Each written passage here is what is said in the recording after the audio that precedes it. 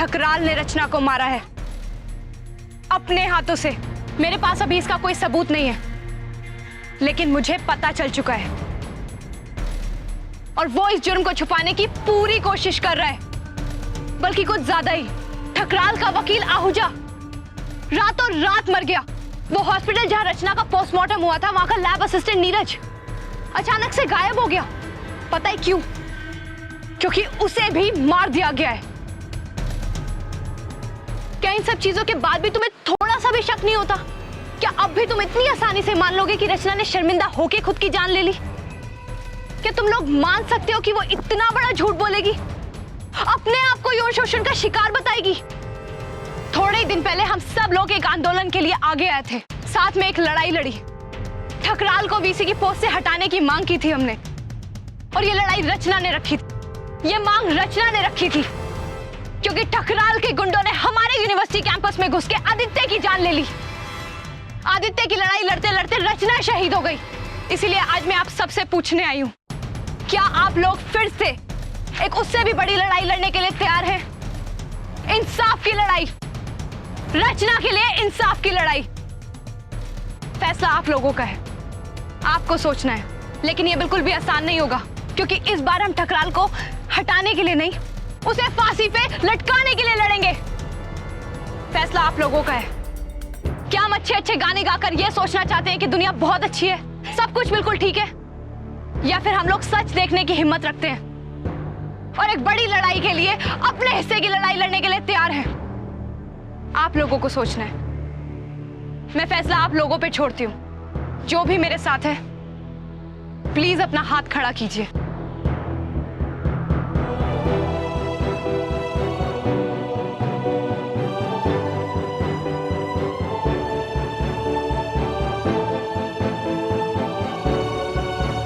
रचना जिंदाबाद, जिंदाबाद, जिंदाबाद। रचना जिंदाबाद, जिंदाबाद, जिंदाबाद। रचना मेहता अमर रहे, अमर रहे, अमर रहे। अन्नू, तुम आगे बढ़ो। हम तुम्हारे साथ हैं, हम तुम्हारे साथ हैं, हम तुम्हारे साथ हैं, हम तुम्हारे साथ हैं, हम तुम्हारे साथ हैं, हम तुम्हारे साथ हैं। तुम लोग रचना का साथ नहीं दोगे? नहीं, रहने दो।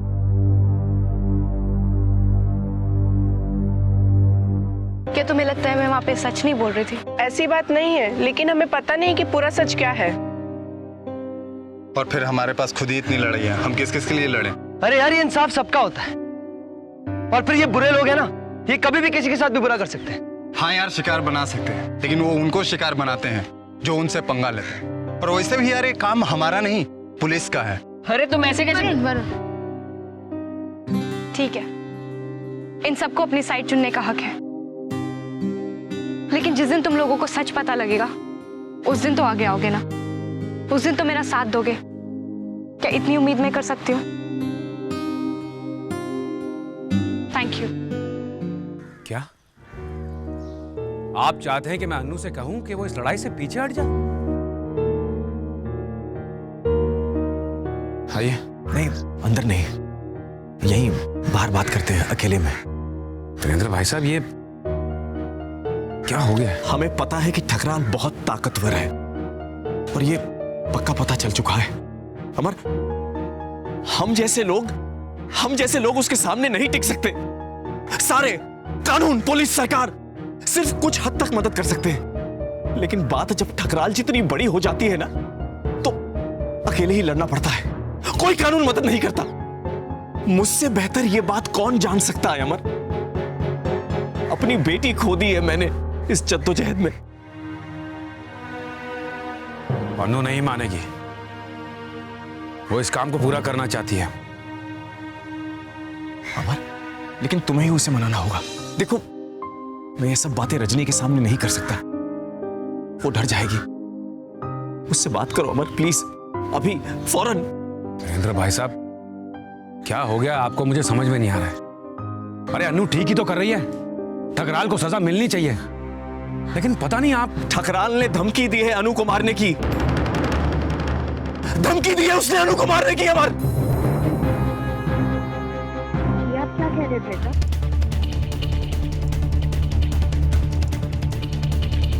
मैं इस लड़ाई में तुम लोगों के साथ हूं, बस मुझे एक बात समझ में नहीं आ रही कि हम बड़े लोगों के खिलाफ कैसे लड़ने की सोच सकते हैं? मतलब हम ठकराल के खिलाफ ऐसा क्या कर सकते हैं कि वो खत्म हो जाए? हाँ, और ऐसा नहीं होना चाहिए कि हम जान लगाकर कुछ करें भी और एंड में खाली हाथ वापस आना पड़े। अगर हम सच की लड़ाई लड़ रहे हैं तो भले एक दिन में ना सही, लेकिन कभी ना कभी असर जरूर पड़ता है। हाँ, सबसे बड़ी बात, अगर हम घर पे ही बैठे रहेंगे तो पक्का कुछ नहीं बदलेगा। हम कोशिश करेंगे तभी कुछ होगा। जब लोग घर का कोना छोड़ के सड़क पर उतरेंगे तभी नए रास्ते निकलेंगे।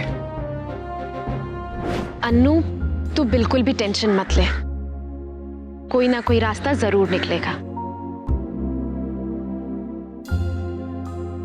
अन्नू, हमें बस खुद को ये याद दिलाते रहना है, मुश्किलें तो आनी ही हैं, लेकिन हमारे पास हार मानने का ऑप्शन ही नहीं है। तुझे याद है जब हमने बैडमिंटन खेलना शुरू किया था तो शुरू में हम कितनी गलतियां करते थे। कोच हमसे कहते थे कि ऊपर से मारो और हम साइड से मारते थे, लेकिन सीख गए ना धीरे धीरे।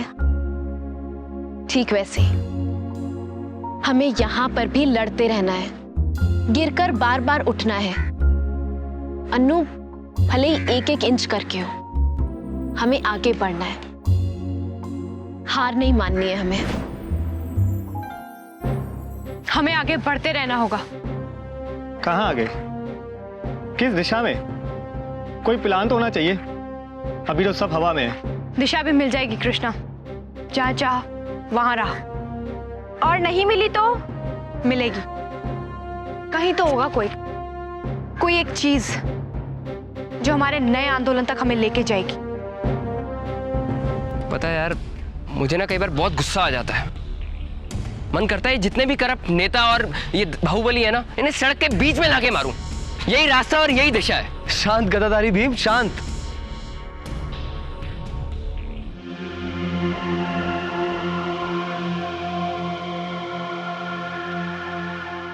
हमें रास्ता मिल गया, बोलो कहां से शुरू करें? आदर्श बोस, अरे ये तो इस समय इस देश के सबसे बड़े युवा नेताओं में से एक है। काफी अच्छी इमेज है इनकी, और सुना है बहुत ईमानदार भी हैं। अपने एरिया में काफी अच्छे काम किए इन्होंने, और दिल्ली के लोग तो इन्हें बहुत मानते हैं। और ये गाजियाबाद आ रहे हैं।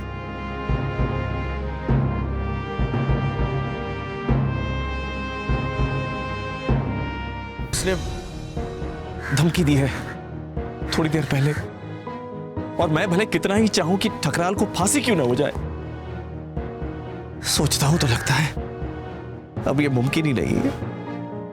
मैं टूट गया हूं, मैं हार चुका हूं अमर, और मैं नहीं चाहता मैं अनु को उस आग में झोंकूं।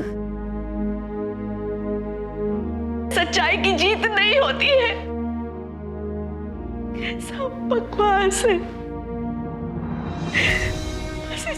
इस चक्कर में हम अपने बच्चों को खो देते हैं और कुछ भी नहीं।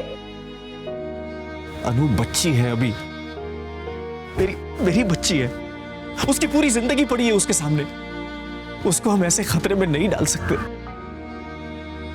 पर वीरेंद्र भाई साहब, अन्नू रचना के लिए ही तो इंसाफ मांग रही है।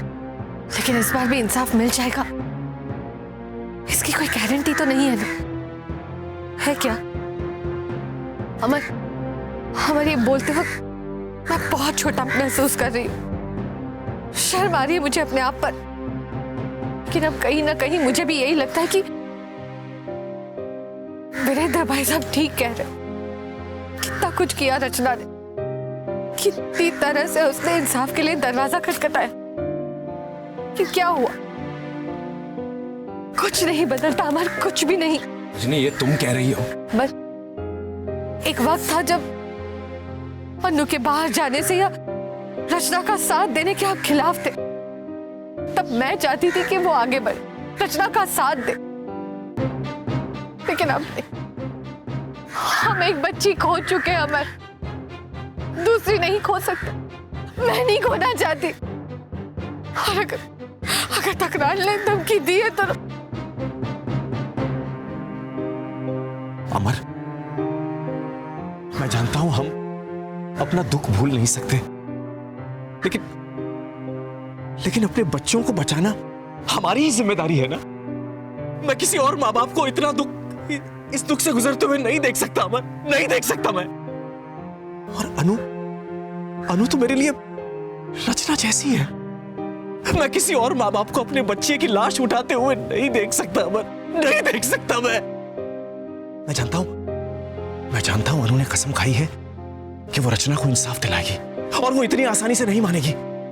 लेकिन अमर, तुम्हें उससे मनाना होगा, तुम्हें उससे बात करनी होगी अमर, बात करनी होगी, प्लीज उससे समझाओ। मैं अनु को नहीं रोकूंगा, नहीं रोकूंगा मैं उसे। एक समय था जब मैं सिर्फ निजी स्वार्थ, अपना फायदा, अपनों की सुरक्षा, बस यही सब देखता था। उस समय मैं अन्नू को मना करता था रचना से मिलने के लिए, लेकिन फिर किस्मत ने, या यूं कहो मेरे अंदर के छुपे हुए ईमान ने मुझे आईना दिखाया। उस आईने में मैंने अपनी शक्ल देखी है वीरेंद्र भाई साहब। मैं एक बार फिर अपने आप से इतनी नफरत नहीं कर सकता, और आप अच्छी तरह से जानते हैं कि मुझे अपनी गलतियों का एहसास किसने कराया है। रचना ने, उसके साफ मन ने, अच्छाई पर उसके अटूट भरोसे ने, उसने मुझे बदल दिया है। मैंने देखा कि ये छोटी सी लड़की है, इसमें जरा सा भी डर नहीं है, अपने रास्ते पूरी हिम्मत से चल पड़ती है। मुझे अपने आप पर शर्म आ गई। रजनी, कौन कहता है कि लोग नहीं बदलते? मैं बदला हूं। रचना ने मुझे बदला है, और मुझे ही नहीं, बहुत सारे लोगों को रचना से हिम्मत, साहस और ताकत मिली है। और अब मैं वही जोश अन्नू में भी देखता हूं। तो अब मैं उसे कैसे रोक दूं? मैं उसे कैसे कह दूं कि हम सबके साथ जो सबसे बड़ा अन्याय है वो उसे भूल जाए और अपनी जिंदगी वो घृणा के साथ बस ऐसे ही बिता दे? कैसे कह दूं मैं उससे?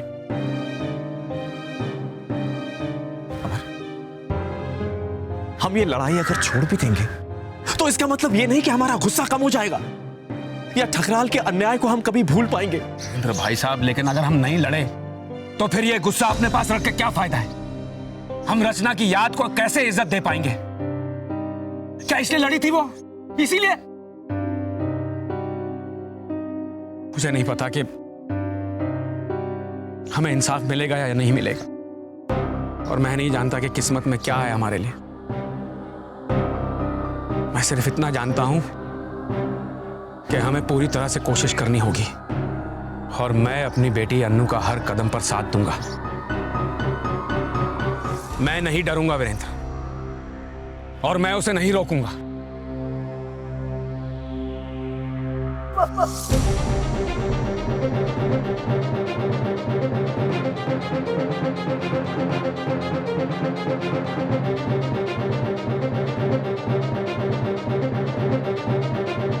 मैं कहा करता था ना कि मेरी बेटी अन्नू कभी नहीं जीत सकती, हमेशा सेकंड आती है। मैं गलत कहता था। अरे हमारे घर में सबसे कामयाब है ये, सबसे बेहतर इंसान है ये, नंबर 1 विनर। मुझे फक्र है कि मैं अन्नू का पापा हूं।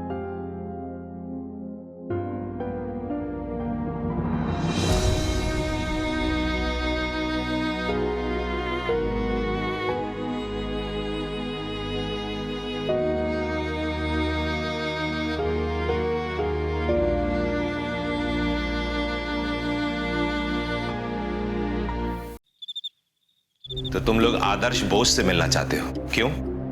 दिवाकर अंकल, उन्होंने बहुत सारे नए नए काम किए, बहुत ही अलग तरह के कदम उठाए उन्होंने, और उसी ने अपने इंटरव्यू में कहा था कि वो समाज को बदलना चाहता है। तो क्यों ना हम उसे गाजियाबाद की हालत बताएं।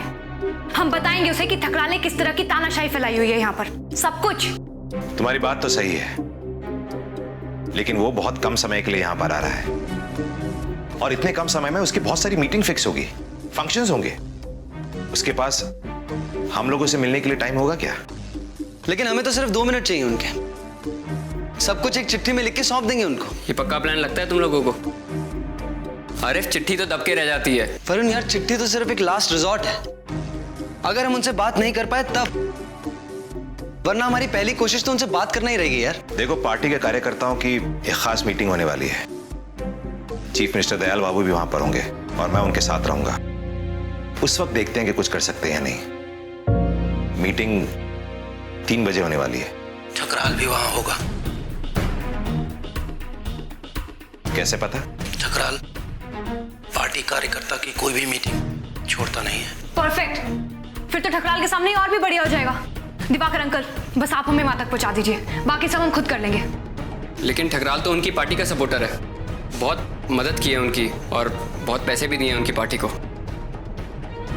क्या आदर्श बोस हमारी हेल्प करेंगे? हम तो स्टूडेंट्स ही है ना। अगर हमें बिना बात सुनी वहां से भगा दिया तो? रिस्क तो लेना पड़ेगा ना। ठीक है,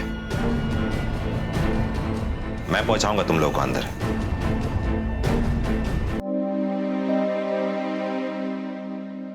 आप अपनी नौकरी खतरे में नहीं डाल रहे?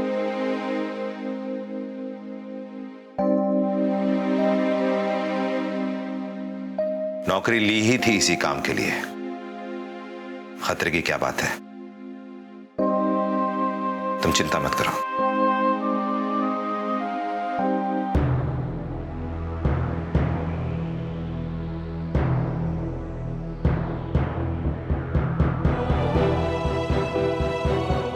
अरे सेठ, आजा यार। आओ ना सर।